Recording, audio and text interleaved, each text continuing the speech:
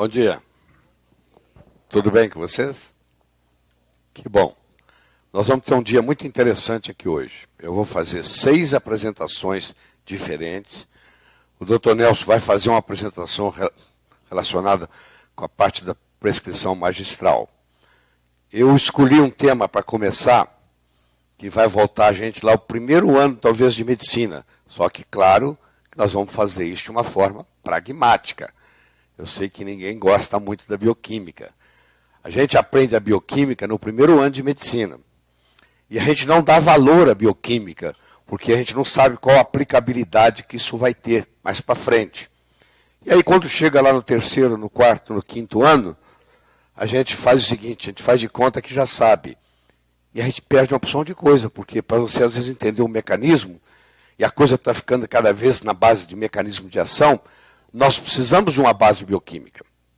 Então, sem ocorrer a respiração celular, sem ocorrer produção de ATP, não existe vida, pô.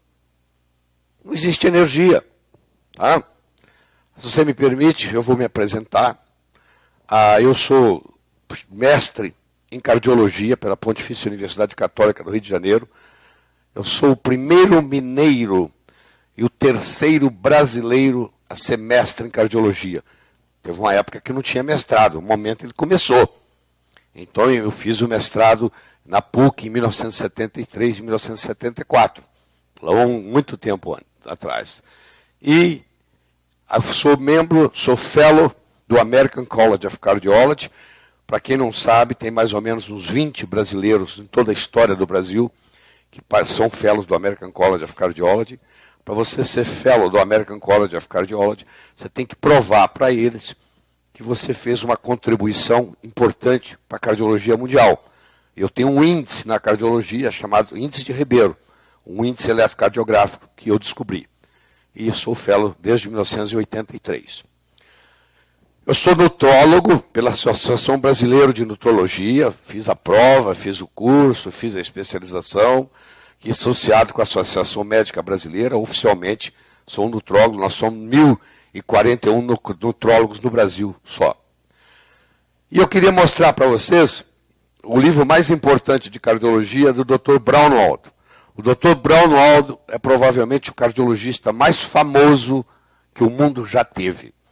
Ele foi chefe de medicina em Harvard por muitos anos.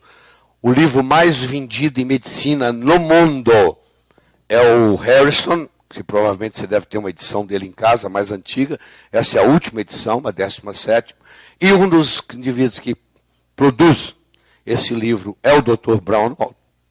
E eu só queria mostrar para vocês que essa pessoa que está ali falando aqui tem 7 trabalhos publicados nos Estados Unidos com o Dr. Braunwald. Desculpe, 9 trabalhos. Aqui está Ribeiro Braunwald, Ribeiro Braunwald, Braunwald Ribeiro, Ribeiro Braunwald, Ribeiro Braunwald, Ribeiro Braunwald, Ribeiro Braunwald, Ribeiro Braunwald, Ribeiro Braunwald, e até convenci o Dr. Braunwald de escrever um artigo comigo para o Arquivo Brasileiro de Cardiologia, que está publicado, inclusive, em português. Dos 149 trabalhos que eu tenho publicados nos Estados Unidos, 9 eu publiquei com o cardiologista mais famoso de todos os tempos. Por que eu estou mostrando isso? Eu estou mostrando isso para dizer para você que eu tenho um embasamento científico enorme, mas ciência só não resolve nada, porque existe um abismo muito grande entre a parte científica e a parte da clínica. O cientista, às vezes, é um péssimo clínico, o clínico, às vezes, não entende nada de ciência, mas faz um bom trabalho. Mas o ideal mesmo é você combinar as duas coisas. E eu vou ter sempre isso em mente. Eu vou trazer aqui uma parte científica pragmática com uma aplicabilidade. A verdade é a seguinte: se você quer fazer grandes realizações na vida, se você quer deixar um legado, se você quer contribuir para a humanidade, simplesmente não só ganhar dinheiro, que não tem nada errado, eu sou um cara que mais ensina a ganhar dinheiro no Brasil, mas se você ter grandes realizações, você tem que ter saúde e ter energia. Não adianta você ter talento se você não tiver energia, não adianta você ter vontade se você não tiver energia, não adianta você ter competência se você não tem energia. Hoje eu vou falar para vocês aqui 8, 9 horas. Se eu não tiver energia para fazer isso, não adianta eu ter todo o conhecimento na minha cabeça. O Nelson ontem à tarde encontrou comigo, nós estávamos num evento juntos, e claro, eu estava sem voz. E o Nelson falou assim, doutor Laí, como é que você vai fazer amanhã? Eu falei, Nelson, amanhã eu estarei com a minha voz recuperada, fica tranquilo. Eu sei como fazê-lo. Fui para casa, recuperei minha voz, eu terminei o dia ontem sem voz nenhuma. Entendeu? Estou aqui inteirinho. Muito bem. Onde é que nós vamos focar? Nós vamos focar na nossa casa de força. A mitocôndria é a casa de força biológica. Para quem não sabe, a mitocôndria não pertencia à célula. A mitocôndria é uma bactéria que entrou na célula há milhões de anos atrás e fez uma simbiose. Porque antigamente, há milhões de anos atrás, a vida era anaeróbica, não existia o oxigênio. A vida era anaeróbica. No momento que começou a surgir o oxigênio na atmosfera, os seres vivos tiveram que se adaptar ao oxigênio. E um jeito de se adaptar foi incorporar essa estrutura bacteriana como se fosse uma organela. E essa organela é a casa de força. A sua energia do dia a dia depende dessa casa de força. Você vai ver da agora para frente, a tendência na medicina é falar das mitocondriopatias. Você vai ver no próximo ano, daqui 2 anos, daqui 5 anos, está surgindo uma onda no mundo onde a medicina está focando nas mitocondriopatias. Porque eles descobriram, desde 1931, o Dr. Otto Warburg, o único médico na história da medicina que foi nomeado 2 vezes para o Prêmio Nobel. Ele ganhou o Prêmio Nobel em 1931 por esse estudo aqui que eu vou citar, e depois ele foi nomeado de novo, mas eles não deixaram ele receber. Em 1944, durante a guerra, ele era alemão, o Hitler não deixou ele receber o prêmio. Então ele foi nomeado 2 vezes para o Prêmio Nobel, 1931 e 1944. O Dr. Warburg ganhou o Prêmio Nobel em 1931 porque ele mostrou que toda célula cancerígena começa com distúrbio de oxigênio a nível mitocondrial. Ele, na realidade, é o pai das mitocondriopatias, que estão novidade hoje nas revistas médicas americanas, surgindo com tanta ênfase. As 100 trilhões de células do organismo humano geram energia através de reações de oxidação, oxirredução. O que é oxidação? O que é redução? Oxidação é quando o átomo perde um elétron. Redução é quando o átomo ganha um elétron. Isso aqui é um exemplo simples de oxidação. Você queima um papel. O queimar do papel, o papel está se oxidando. Ele vai perdendo elétron, vai perdendo, desaparece. Queimou tudo. Então é um processo de oxidação. Oxidação significa perder elétron. Redução significa ganhar elétron. Esse conceito é básico. Se nós não entendermos esse conceito, se você não guardar isso, não dá para a gente continuar. Então eu vou falar mais uma vez. Oxidação é perda de elétron. Redução é ganho de elétron. Numa reação de oxirredução, você vai encontrar perda e ganho de elétron, dependendo se ela é mais oxidação ou mais redução. O termo oxidação em bioquímica significa perda de elétron. E o termo redução em bioquímica significa ganho de elétron. Então estamos conversados. Vamos continuar o processo. Eu quero apenas passar um glossário, um vocabulário para a gente poder conversar essa manhã. Eu já falei para você o que é oxidação, eu já falei para você o que é redução. Daqui um pouquinho eu vou falar para você o que é nucleotídeo, porque eu tenho certeza que você aprendeu lá na bioquímica e não lembra mais. Você está lendo artigo científico e tudo falando sobre, depois do genoma, então, todo o artigo que você lê aparece a palavra nucleotídeo, e você pergunta o que é isso. Você já deve ter lido a palavra nucleosídeo, e você deve estar questionando qual a diferença entre o nucleosídeo e o nucleotídeo, como é que faz a diferença, o que é isso, que linguagem é essa, o que é uma base nitrogenada, o que é uma purina, o que é uma pirimidina, o que é uma adenina, o que é uma adenosina, qual a diferença da adenina para a adenosina, o que é uma purina, o que é uma pirimidina, o que é uma ribose, o que é uma aldopentose, o que é uma uracila, o que é uma MP, o que é uma ADP, o que é uma ATP, o que é uma guanina, o que é uma timina e o que é uma citosina. Nós vamos estar trabalhando com esses termos aplicados à clínica. Pouco a pouco a gente vai desvendando esse mistério. E você vai entendendo bioquimicamente como a coisa funciona. Eu tenho certeza que você vai se apaixonar de novo pela biologia e pela bioquímica. Depois que você vê esse desenrolar todo aqui e você vê a aplicabilidade na clínica. É fascinante. Bom, para que existe a respiração celular? A respiração celular existe com a finalidade de gerar ATP. ATP não é processo de armazenamento de energia no corpo. ATP é processo de utilização de energia no corpo. A energia no corpo é armazenada na forma de triglicérides. Nós armazenamos energia na forma de gordura. O urso vai hibernar, ele come, engorda, e aí ele vai ficar hibernando durante o inverno. Ele vai consumir aquela gordura armazenada. A formação da ATP pela respiração celular é uma forma imediata. Eu preciso usar ATP, então eu vou utilizar. Preciso dar energia, então eu vou utilizar ATP. Eu uso aquilo que eu como, que são as proteínas, que são os carboidratos, que são os lipídios. Vocês estão vendo que eu coloquei a palavra carboidrato bem maior.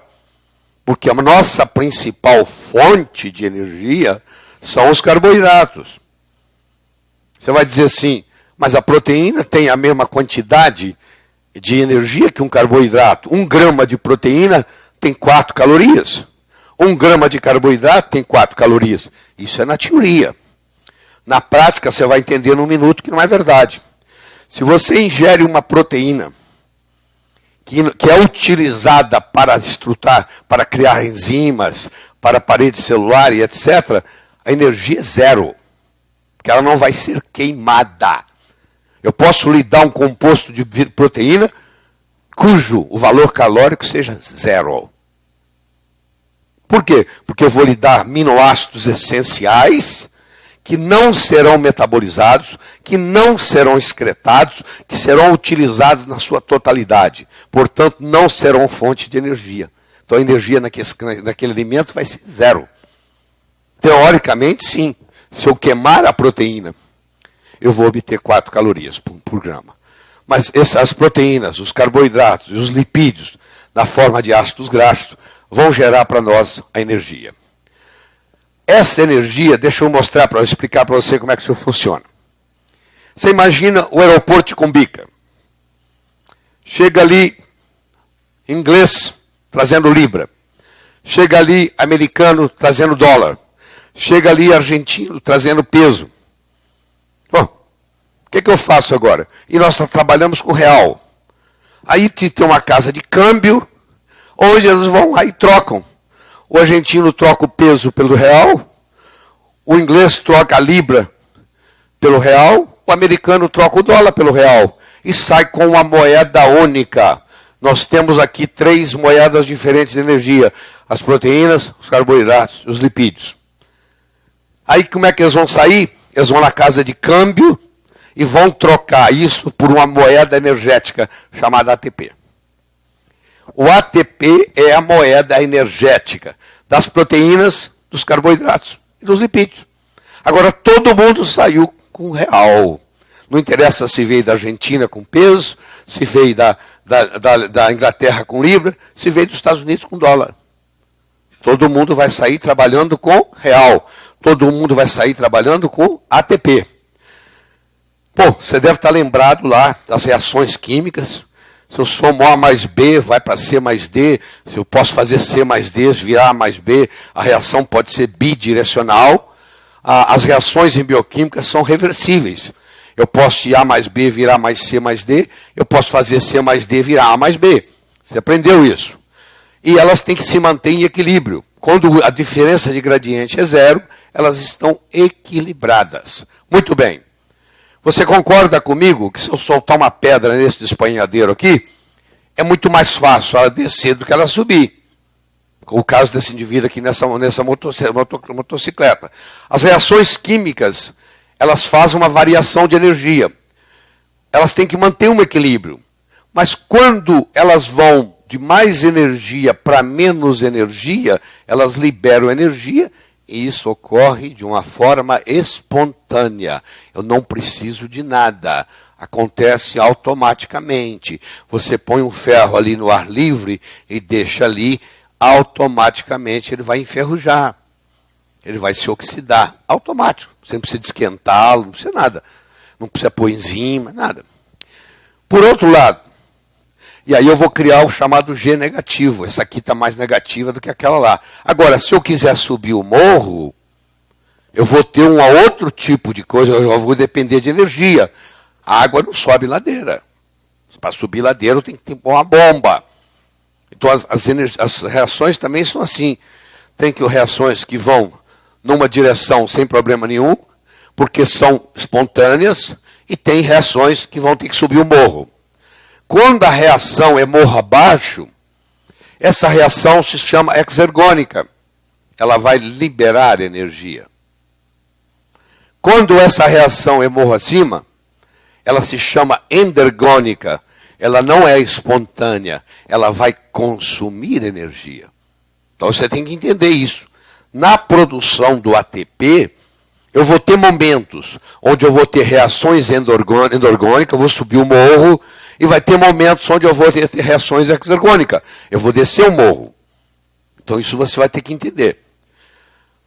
A energia da célula é obtida através da quebra das moléculas orgânicas, proteínas, carboidratos, lipídios. Armazenada a curto prazo na forma de ATP, isso você já sabe. Utilizada em realização de inúmeras funções celulares. Tudo que a célula tem que fazer, inclusive manter-se viva, que é o metabolismo basal, tudo depende dessa energia produzida a cada instante em cada célula do corpo, nessa casa de força. Muito bem. A energia da célula, ela vai ser usada para fazer biossíntese das partes estruturais, síntese dos componentes químicos, manutenção e reparo de danos, crescimento e multiplicação celular, armazenamento de nutrientes e excreção, mobilidade de células, que fazem mobilidade, os leucócitos, por exemplo. E aqui começa a história. Deixa eu apresentar para vocês um nucleotídeo, que eu sei que você estudou na bioquímica e esqueceu. O nucleotídeo tem uma base nitrogenada, ele tem um açúcar, que no caso aqui é a pentose. Você vê que é um pentose, tem 5 carbonos, e aqui ele tem um fósforo. Se aqui fosse uma adenina, eu diria que isso aqui é um AMP. Por que um AMP? Porque só tem um fósforo e a base é a adenina. O ATP, a base é a adenina. Junta com uma ribose, forma uma coisa chamada adenosina. Junta com 3 fosfatos, forma um conjunto chamado ATP. Então o ATP vai ser acrescentar a esse AMP que você está vendo aqui, 2 fósforos, altamente energizado. E vai formar isso. Aqui está a nossa moeda energética. Nós pegamos o peso argentino, pegamos a libra britânica, pegamos o dólar americano, fomos na casa de câmbio, que é a mitocôndria, e trocamos por essa moeda energética.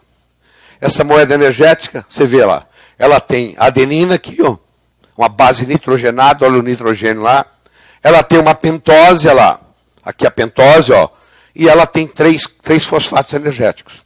Então isso aqui está pronto para ser utilizado, para ser gasto na forma energética. Essa é a nossa moeda energética. Quanto mais dessa moeda você tiver, mais saúde você tem, mais disposição você tem, mais energia você tem. Quando você começa a produzir pouco dessa moeda, você começa a desenvolver fadiga. Síndrome da fadiga crônica. Isso aí não está produzindo o que deveria. Você vai entender direitinho como é que faz. Então, o que a medicina descobriu recentemente? Se a gente for na mitocôndria, identificar isso como uma mitocondriopatia e tratar a mitocôndria, a gente resolve o problema energético. E damos saúde a essa pessoa que está doente, que está sem diagnóstico, que vai de médico para médico e ninguém resolve nada. Ou seja, a aplicabilidade clínica disso aí. Então isso aí tudo junto chama nucleotídeo. Se eu pegar só a parte da base e da pentose, chama nucleosídeo. Então você lembra, o nucleosídeo é menor. Quando o nucleosídeo se acopla com o fósforo, eu crio um nucleotídeo. Aqui tem a adenina, aqui tem o nucleosídeo. Quando é o nucleosídeo, quando eu juntei a adenina com a pentose, aí chama adenosina. Adenosina é uma coisa, adenina é outra. Adenosina é a adenina mais a pentose. Eu sei que isso é um pouco chato no começo, mas pode se preparar porque você vai ter orgasmos intelectuais aqui. Tá bom? E ali está o trifosfato de adenosina. Agora você entendeu a moeda energética. Nós agora podemos conversar.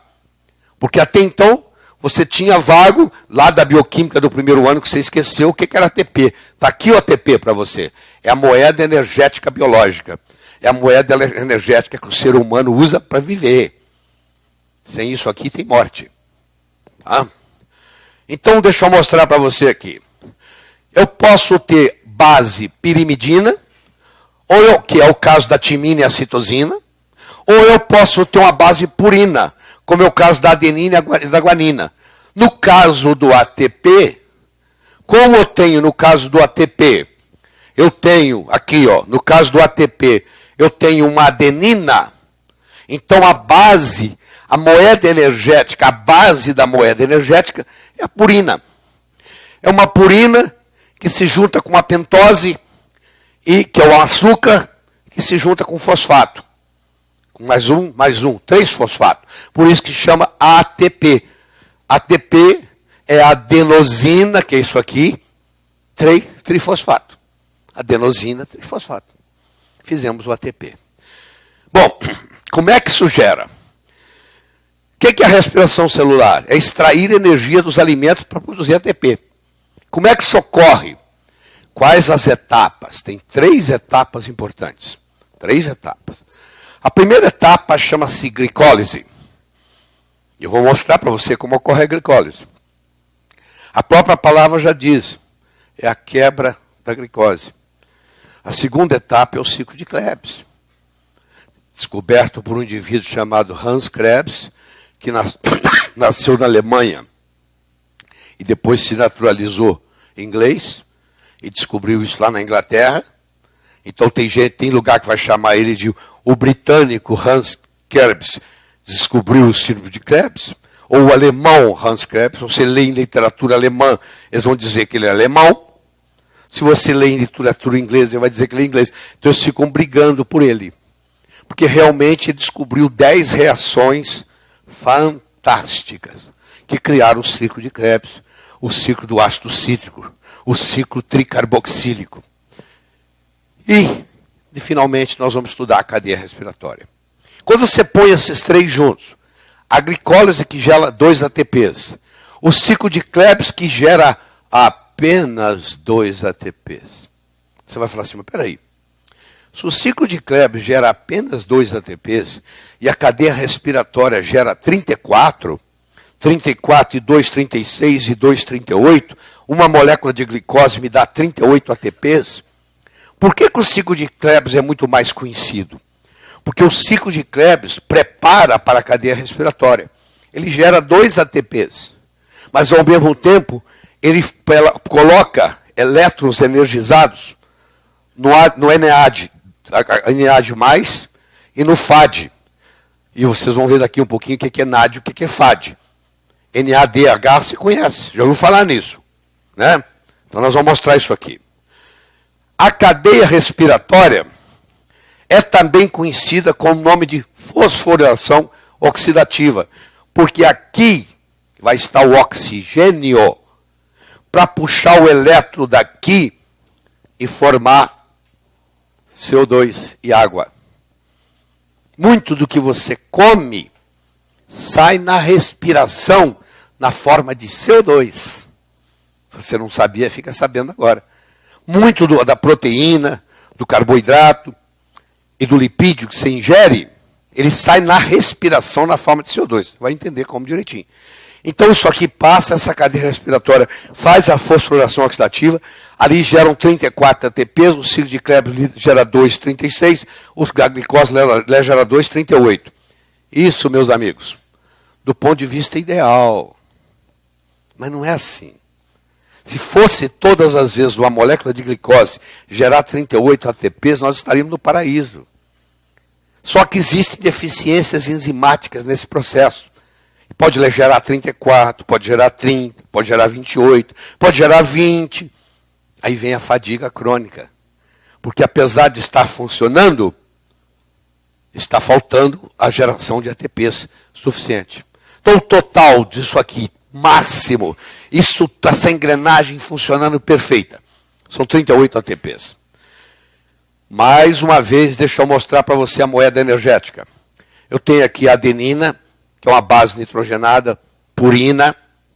Eu tenho aqui a ribose, que é uma aldopentose, tem 5 carbonos, e é um aldeído, por isso chama aldopentose, e eu tenho ali o grupamento fosfato com 3 fosfatos energéticos. Quando eu junto esses 3, eu faço uma adenosina trifosfato. Por que adenosina? Porque a adenina, quando se junta com essa pentose, isso aqui recebe o nome de adenosina. Está apresentado para você a moeda energética. Nós estamos vivos graças a isso aí. E à medida que você vai desenvolvendo a sua capacidade em medicina molecular, você começa a focar nisso aqui. Porque é isso aqui que você tem que aumentar no paciente. O seu paciente só vai melhorar o dia que isso aqui aumentar. Então, o que você vai fazer, todos os esforços que você vai fazer para melhorar a saúde de alguém e aumentar essa geração de ATP. Então, cria-se adenosina trifosfato. Vou falar mais uma vez. Apesar disso aqui ser adenina, o nome é adenosina, porque quando a adenina se junta com a ribose, esse complexo recebe o nome de adenosina. Então aqui está a adenosina trifosfato. Muito bem. A função do ATP é armazenar energia a curto prazo. A função dos triglicérides é armazenar energia a longo prazo. Isso aqui não é um armazenador de energia. Isso aqui é energia que vai ser utilizada 2, 3 minutos depois. Então eu tenho aqui, eu tenho aqui a adenina, você já conhece. Eu tenho aqui a ribose, eu tenho aqui o fosfato. Quando eu ponho um fosfato só, eu tenho a adenosina monofosfato. Quando eu tenho 2 fosfatos, eu tenho a adenosina difosfato. Quando eu tenho 3 fosfatos, eu tenho a adenosina trifosfato. Não tem problema nenhum. Adenosina monofosfato, adenosina difosfato, adenosina trifosfato. Mas são fosfatos de ligações altamente energizadas. Muito bem. Eu disse para você que o ciclo de Krebs só gera 2 ATPs. Aonde vai a energia do ciclo de Krebs? O ciclo de Krebs entrega aos transportadores de elétrons e hidrogênios, que são o NAD+, e o FAD. O FAD vai virar FADH2 e o NAD vai virar NADH. Você já viu isso aqui? Você pode manipular isso numa farmácia de manipulação. Você pode fazer isso, inclusive, sublingual. Você pode dar para um paciente um NADH. Quando você está dando um NADH, o que você está fazendo? Você está tratando a mitocôndria desse paciente. Você está facilitando o transporte de hidrogênio. Vamos ver o que é esse NADH. Esse N de NAD é nicotinamida. Você sabe o que é nicotinamida? Nicotinamida é vitamina B3. Tá bem? Por isso que em qualquer fórmula energética você inclui a vitamina B3. Porque a vitamina, eu preciso da vitamina D3 para produzir o NAD. Esse F aqui é de flavina. A vitamina B2 era também chamada de vitamina F, muito antigamente. Então eu preciso de vitamina B2 para fazer o FADH2. O NADH e o FADH2 estão carregando elétrons altamente energizados, que vai levar para a cadeia respiratória. Você vai entender isso tudo daqui a pouquinho. Então, sem vitamina B3, eu não consigo fazer isso. Sem vitamina B2, lá no seu paciente, quando você dá uma fórmula de vitamina B3 e B2, ele diz, doutor, eu estou melhorando. Você, na realidade, está ativando o NADH e o FADH2. Agora você conhece o mecanismo.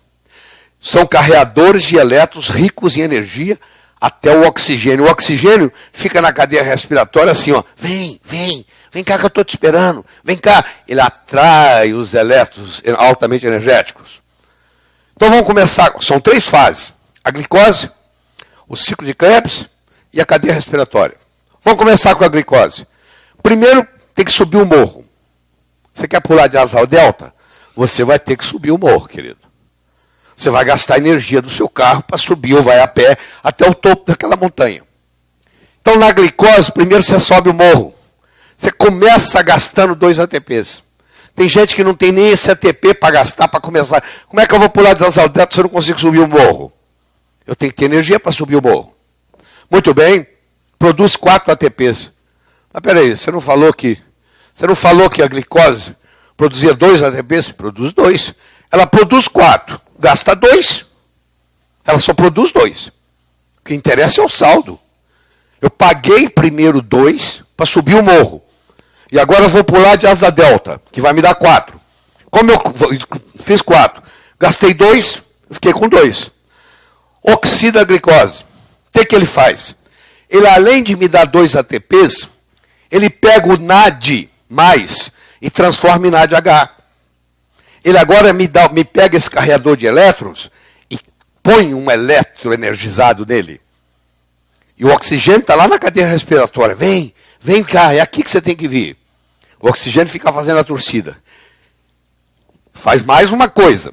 Ele quebra a glicose em 2 piruvatos. A glicose tem 6 carbonos. Se eu quebro em 2, cada ácido pirúvico, piruvato, tem 3. Então, a glicólise faz 4 coisas. A glicólise consome, a princípio, 2 ATPs. A glicose produz 4 ATPs. A glicose faz a oxidação da glicose. Da glicose. Oxida a glicose. Ali não é glicólise, não. Oxida a glicose. Transformando o NADH+, no NADH. E ela quebra a glicose em 2 piruvatos. Na respiração celular, a glicose vai ser quebrada aos pedacinhos, até não sobrar nada. Nós já pegamos 6, quebramos em 3. Muito bem. Nós temos 2 tipos de respiração celular. Uma anaeróbica, que eu acabei de mostrar para você que o oxigênio não entrou na jogada. E numa segunda fase eu tenho uma aeróbica, que aí eu vou precisar da mitocôndria. Até então, isso aqui ocorreu no citoplasma. Se você quiser ser mais científico, isso ocorreu no citosol. Porque o citoplasma é o citosol mais as organelas. Isso ocorreu, na realidade, no citosol. Citoplasma é citosol mais organelas. Isso ocorreu no citosol. Por enquanto, não entrou, a casa de força não entrou na jogada. Por enquanto, eu estou fazendo tudo no citosol. Eu produzi esses 2 piruvatos. Esses 2 piruvatos agora vão entrar na membrana da mitocôndria. Então vamos ver. Vamos ver o que acontece. Respiração anaeróbica, ainda no citosol, também chamada de fermentação, com quebra parcial da molécula de glicose na ausência de oxigênio. Encontrada comumente em organismos celulares, fermentação láctica, alcoólica, acética, depende do subproduto. Então os micro-organismos em geral fazem isso. Os micro-organismos anaeróbicos, eles quebram a glicose até esse ponto. Na ausência de oxigênio, tanto a cadeia respiratória quanto o ciclo de Krebs param de funcionar por falta de NADH e de FAD.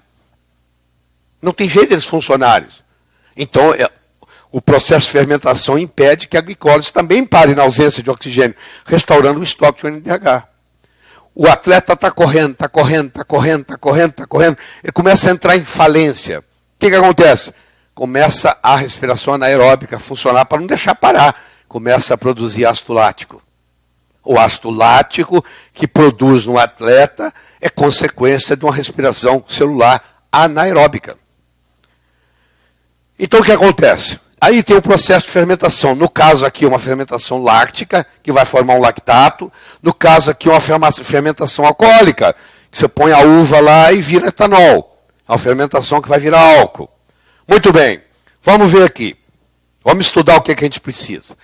Aqui está a mitocôndria. A mitocôndria foi uma bactéria que há milhões de anos atrás migrou para dentro de um ser biológico.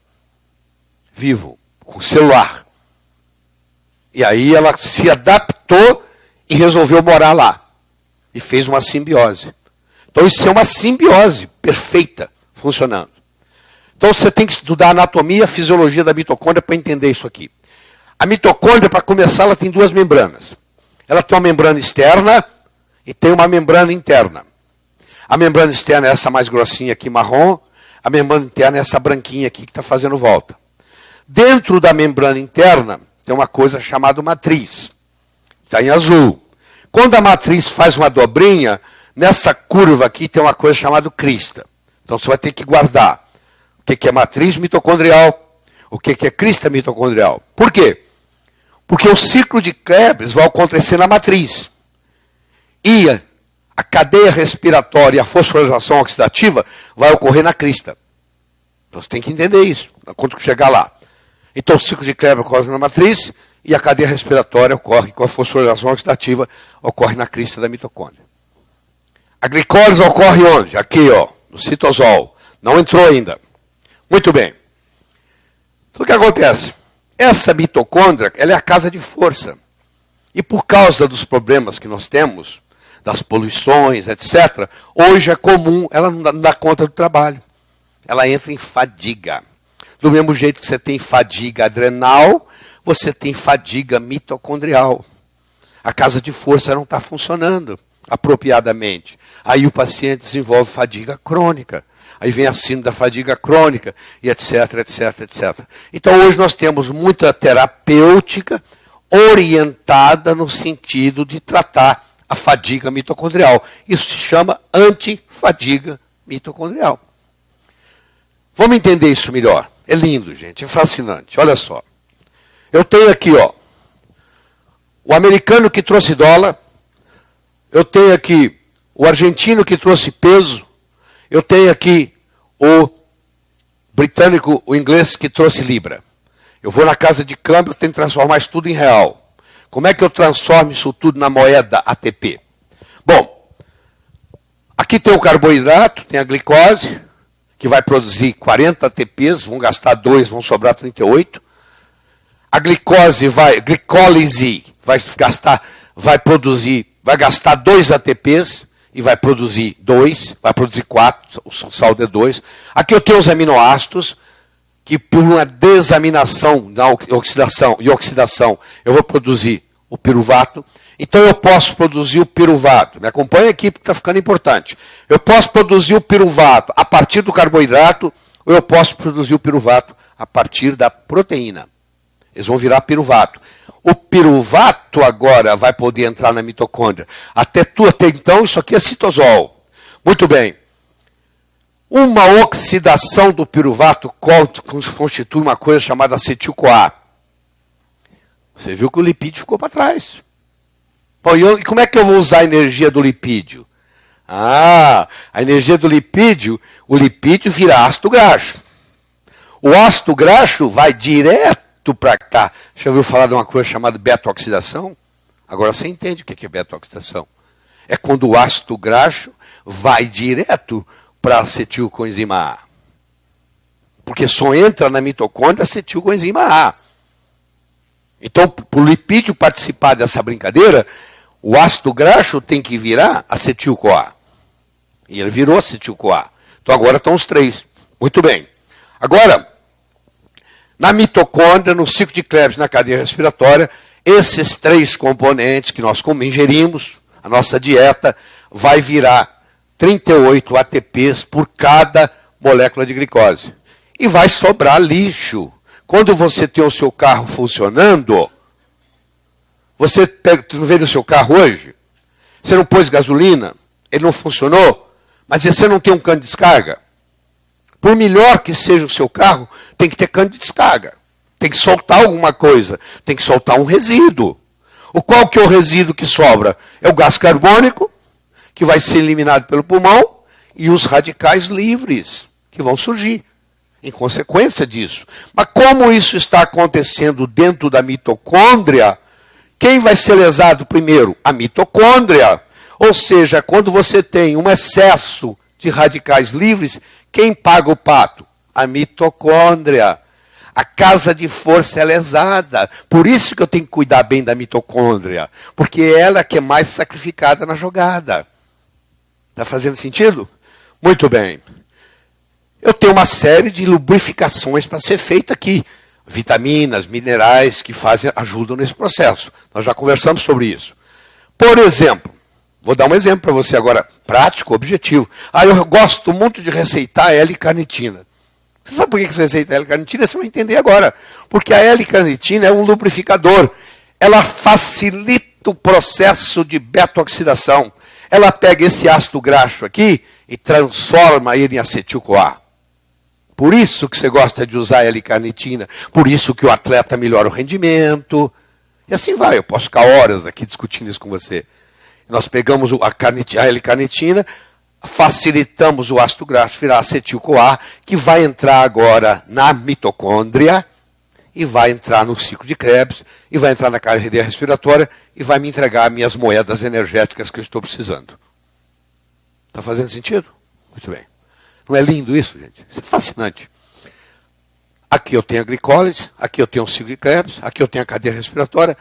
A respiração celular tem essas 3 fases, eu tenho 38 ATPs. Muito bem. O que eu fiz?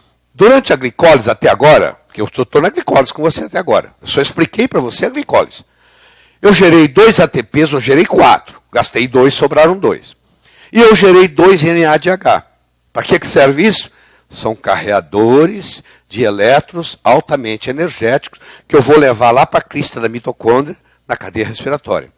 Você vai ver o que vai fazer. Cada NADH, cada NADH, gera 3 ATPs. Então, teoricamente, você podia dizer que a glicose gerou 2 ATPs mais 6 ATPs, gerou 8. Mas eu não posso dizer isso, porque isso é potencial ainda. Se lá na cadeia respiratória faltar enzima, se lá na cadeia respiratória faltar oxigênio, esse NADH, esse NADH, não vai virar a minha moeda. Eu vou me perder lá. Então eu não posso ainda dizer, eu posso dizer que potencialmente a glicólise me deu 8 ATPs. Muito bem. Então a fase anaeróbica da respiração celular é a glicólise, ocorre no citoplasma, mais especificamente no citosol, e consiste na quebra da molécula de glicose em 2 moléculas de piruvato, que serão utilizadas na próxima etapa. Essa etapa da respiração celular gera 4 ATPs, consumindo 2 para produzir, além de 2 NDHs. Isso aí você já virou especialista, viu como é que é simples? Dominamos a primeira fase. Mas a beleza continua. Quer ver que bonito? A glicólise da respiração celular é idêntica ao processo de fermentação do vinho, por exemplo. É o mesmo processo. Muito bem. Aqui está o processo de oxidação da glicose, mais em detalhes, e aqui está a produção de 2 ATPs e 2 NADHs. Pronto, terminamos essa fase. Então essa glicólise, o que ela gerou? Ela gerou 2 piruvatos. Eu tinha uma molécula com 6 carbonos, agora eu tenho 2 moléculas com 3 carbonos. Esse piruvato agora, olha lá, 2 ATPs, 2 NAD. Essa aqui está a glicólise, mais uma vez. Agora, olha que bonito. Eu estava no citoplasma. Agora, esse piruvato, agora começa a beleza. Perde-se um CO2, que vai embora para o pulmão. Vai ser eliminado. Formou uma coisa chamada acetil. Esse acetil agora entra na mitocôndria, se junta com a coisa chamada coenzima A e forma o acetil-CoA. Aqui está o acetil-CoA. Esse acetil-CoA agora, já dentro da mitocôndria, na matriz mitocondrial, vai iniciar o ciclo de Krebs. O ciclo de Krebs tem 10 reações fascinantes que o Hans Krebs descobriu. Então já surgiu aqui um CO2, um NADH, e aqui entra o ciclo de Krebs. Então vamos lá. Então nós agora vamos estudar o ciclo de Krebs. O que acontece no ciclo de Krebs? Ocorre na matriz da mitocôndria. Você lembra que tinha aquela parte azulzinha da mitocôndria? Tinha aquelas voltinhas, que era a crista, e aquela parte interna que parecia uma piscina. Aquilo ali era a matriz mitocondrial. 2 moléculas de ácido pirúvico serão desidrogenadas, perdem hidrogênio, e descarboxiladas, perdem carbono. Os hidrogênios retirados são capturados por aceptores de hidrogênio, o NAD e o FAD, e consequentemente formarão NADH e FADH2. Olha só, O ácido pirúvico, perdendo hidrogênio e carbono, converte-se em aldeído cético. O aldeído cético se reúne a uma substância denominada coenzima A, formando o acetil-CoA. Você já viu isso? O acetil-CoA combina-se a um composto de 4 átomos de carbono já existente na matriz da mitocôndria, denominado ácido oxalacético. Aí começam as nossas descobertas. Nós criamos um produto onde nós utilizamos o ácido oxalacético num processo sinergético. Tá bom? Está aqui no meu bolso. De vez em quando vocês vão ver eu pondo isso aqui debaixo da língua. Aqui eu tenho uma combinação de ácido oxalacético, de L-carnosina e de coenzima Q10. Vou mostrar para você onde deve dar o coenzima Q10 daqui a pouco. Isso, os três, então, eles vão o quê? Estimular a minha mitocôndria a ter energia para trabalhar aqui o dia inteiro, sem nenhum problema. Trabalhei ontem o dia inteiro, trabalhei antes de ontem o dia inteiro, dando aula e estou aqui. Então, a minha mitocôndria está sendo recarregada. Você faz isso para os pacientes sublingual, você não tem primeira passagem pelo fígado, você não tem a biodisponibilidade é 100%, chega tudo no sangue e a melhora é imediata. Em 10 minutos o paciente já mostra diferença na energia. Bom, nesse momento inicia-se propriamente o ciclo de Krebs. A coenzima A apenas ajuda o aldeído acético a se ligar ao ácido oxalacético e não permanece no ciclo, ela sai. É como se fosse um caminhão. Ela entrega a mercadoria e vai embora. Forma-se um composto de 6 átomos de carbono, que é o ácido cítrico. Por isso que chama ciclo de Krebs, ciclo do ácido cítrico.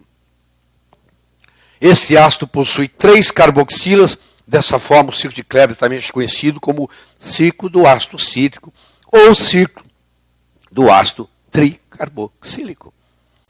Ciclo de Krebs, ciclo do ácido cítrico, ciclo do ácido tricarboxílico. Porque tem 3 carboxilas. Muito bem. O ácido cítrico sofre descarbonizações e desidrogenações, resultando em vários compostos intermediários. No final do processo, o ácido oxalacético é regenerado e devolvido à matriz celular. Nesse processo, cada acetil-CoA libera 3 moléculas de NADH e uma molécula de FAD2, 2 moléculas de CO2 que serão excretadas por meio extracelular e além da molécula de ATP. O que você aprendeu até agora? Que a maioria das coisas que você come não sai na urina, não sai nas fezes. A maioria do que você ingere pela boca sai pelo pulmão, na forma de CO2. Porque à medida que eu vou degradando, vai formando CO2. Olha só que bonito. Olha só. Eu peguei o oxalacetato, o ácido oxalacético, juntei com aquele acetil-CoA, fiz um citrato, e aqui eu começo essas reações bonitas. Olha o que vai saindo, ó. Saiu um CO2 aqui, saiu um CO2 aqui, saiu um ATP aqui. Espera aí, Leia. Aqui não tem um ATP, aqui tem um GTP. Pois é, aqui tem um guanina, adenosina, guanina, trifosfato. Se eu mudar a guanina pela adenina, eu formei o ATP. Isso é fácil de mudar, mais tarde isso aqui vai ser mudado. Isso é como se fosse um ATP. Mas se você olha no total, a produção do ciclo de Krebs, o ciclo de Krebs produz 2 ATPs. Olha aí, Laí. Você está enganado. Ele produz um ATP. Você acabou de me falar que esse GTP aqui vai virar um ATP. Querido, lembra que nós tivemos 2 piruvatos? Eu só estou mostrando o caminho de um. Cada molécula de glicose gera 2 piruvatos. Cada piruvato do ciclo de Krebs gera um ATP. E o outro piruvato está gerando outro. Então, a molécula de glicose, na realidade, gerou 2 ATPs no ciclo de Krebs. Você tem que lembrar que tem um outro piruvato na jogada. Certo? E aqui vai rodando e faz a oxidação completa da glicose. Muito bem. O que sai daí? 2 CO2? Sai daí. Por que 2? Eu só estou vendo um, porque o outro está no outro piruvato. Sai 2 NADH, sai um FAD, um GTP, que vira ATP por ciclo. Aqui está o ciclo completo, ali está o ácido oxalacético, ali está o ácido cítrico, ali está o acetilcoenzima A. E aqui está, para você ver, ó, o que faz aqui. Ó. O oxalacético vai virar malato, malato vira fumarato, fumarato vira succinato, succinato vira succinil, e vai citrato, faz de novo. Mas isso aqui não começa se você tiver deficiência. Porque aqui está rodando assim, ó. Desculpe, está rodando assim, ó. Aqui, ó. Eles puseram rodando ao contrário, assim, ó. Aqui, ó. Aqui. Não começa se não tiver oxalacetato e acetil-CoA. Então, por isso que quando eu faço a suplementação com oxalacetato, eu aumento isso aqui. Vamos ver o que acontece? Quando eu dou oxalacetato para ratos, eu aumento a longevidade deles aqui. Ó. O em verde não recebeu, morreu antes. Os outros que receberam, desculpa, isso aqui não é rato, não, isso aqui é verme. Isso aqui é em vermes. Isso é em vermes. C. elegans é um verme. Olha lá, aumenta a sobrevida. O verme dura 22, 23 dias, vai durar 31 dias. Se eu fizer isso em vermes, se eu fizer isso em mosquitos, se eu fizer isso em ratos, todas as vezes que eu entrei com oxalacético, eu aumentei vida. Ele aumenta a longevidade. Por que ele aumenta a longevidade? Porque ele ajuda na caça de força. Ele faz a sua mitocôndria funcionar melhor. Ele faz você gerar mais energia limpa. Então, todo estudo feito até hoje com ácido oxalacético prolonga vida. Ele é um prolongador de vida. Em todas as espécies testadas até hoje. E ninguém estava usando isso clinicamente. Aí nós montamos uma fórmula. Bom. Eles fizeram estudos em diabéticos com oxalacético, onde eles mostraram que houve uma redução de 24% na oscilação da glicose e dos níveis de insulina, de nível de glicose e nível de insulina em jejum, mostrando o efeito que isso tem no diabético, uma melhora de 24% no diabético que faz uso de oxalacético. Isso aqui em trabalhos humanos. Existe um processo nos Estados Unidos, onde eles vendem caríssimo uma substância chamada Benagen, que é o ácido oxalacético puro, que eu acho que não é o suficiente. Nós combinamos ele com L-carnitina e combinamos com coenzima A. Nós fizemos uma sinergia, que funciona melhor ainda. E isso aí é oral, nós fizemos isso sublingual. É 100% de aproveitamento. Tá? Você vai dizer assim, mas eu não estou interessado nesses produtos. Onde que eu obtenho ele na natureza? Você pode ingerir orégano. Esse condimento orégano que você conhece aí é rico em oxalacético. Então, fazendo estudo, inclusive, mostrando que civilizações que usam com frequência orégano vivem mais. Justamente por causa do oxalacético. Certo? Então, a antifadiga mitocondrial que nós criamos. Tem o coenzima Q10, tem a L-carnitina e tem o ácido oxalacético. Que é essa pastilha que eu acabei de colocar debaixo da língua. E nós fizemos isso sublingual. Muito bem. Deixa eu mostrar. Só para você olhar esse cantinho aqui. Nós já conversamos. Nós falamos do FAD, falamos do NAD, falamos que o FAD é vitamina B2, falamos que o NAD é vitamina B3, tem a vitamina B1 que também é importante, tem a coenzima A, tem a biotina, tem o ácido alfa-lipóico, tem o magnésio. Isso aqui compõe tudo no ciclo de Krebs. Então, eu tenho o chamado antifadiga mitocondrial 10, que o Nelson ainda não produziu. Mas o ideal seria coenzima Q10 sublingual 50, L-carnitina sublingual 50, ácido oxalacético sublingual 50, tiamina 10 mg, que é vitamina B1, riboflavina, que é a B2, 10 mg, niacinamida, que é a B3, 50 mg, ácido pantotênico, 50 mg, tudo sublingual, hein? Aí está a grande jogada também. Biotina, 10 mg, alfa-lipóico, 10 mg, e o magnésio quelato, que eu não sei se isso aqui vai funcionar sublingual, nós temos que discutir depois com o Nelson, se for o ideal, se não for tem que tomar a parte, se for sublingual pode ser 10, se não for tem que ser 200. E aí nós criamos a super antifadiga mitocondrial 10. Ou seja, tem 10 componentes. Um paciente que está em um estado muito enfermo, que está com muito problema, que está com muita fadiga, não consegue sair da cama, etc. Você entra com isso. Bom, até agora, nós discutimos a glicólise, até agora nós discutimos o ciclo de Krebs, mas não acabou. Eu até agora formei 2 ATPs na glicólise e formei 2 ATPs no ciclo de Krebs. São 4. Eu formo 38, faltam 34 ATPs. Faltam 34. Vocês vão ter que separar isso. Tem uma cadeira ali e outra aqui, ó. Tá bom? Obrigado. Muito bem. Então vamos ver. Essa etapa ocorre no interior da mitocôndria, nas cristas mitocondriais. Que etapa é essa? A etapa da cadeia respiratória. Nós agora vamos partir para aqui, ó, para a fosforilação oxidativa. Então, olha só.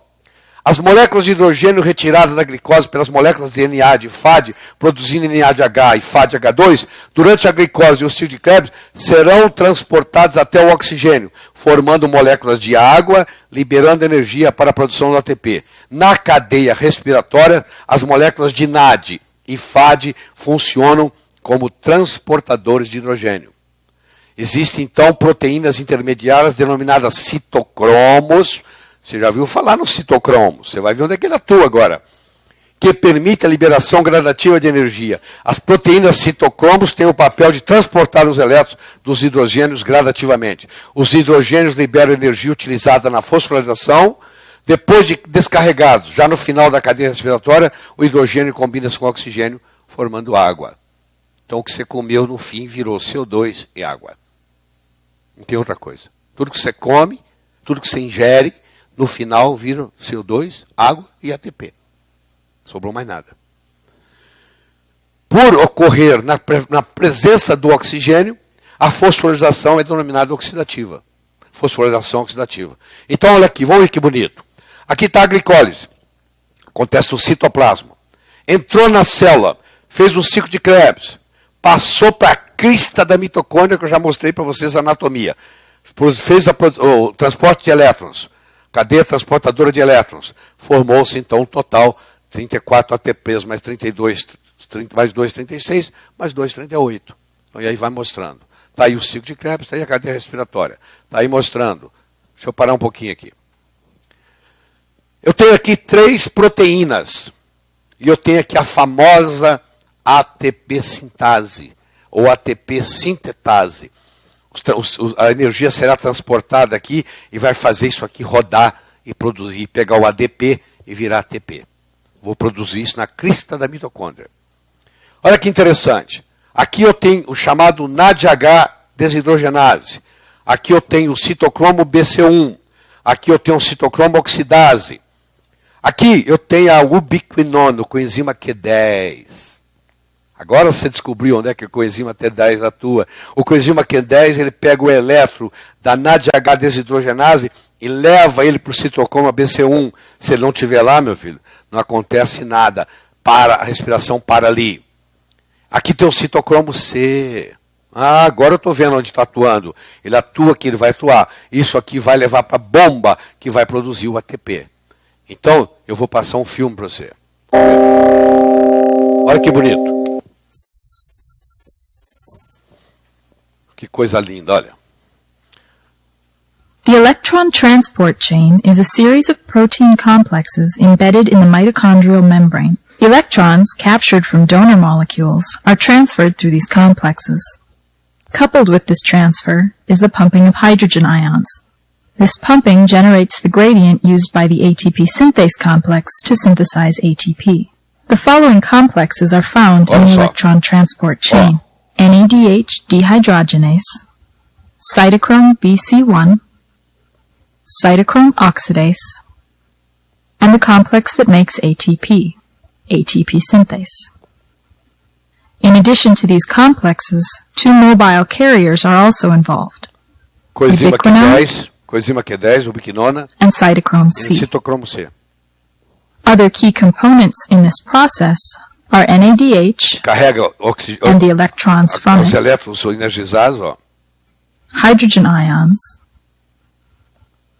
molecular oxygen, é aeróbico, water, é o resultado and ADP and PI, que vai virar a ATP, vai juntar which ali. combine to Olha lá, form ATP.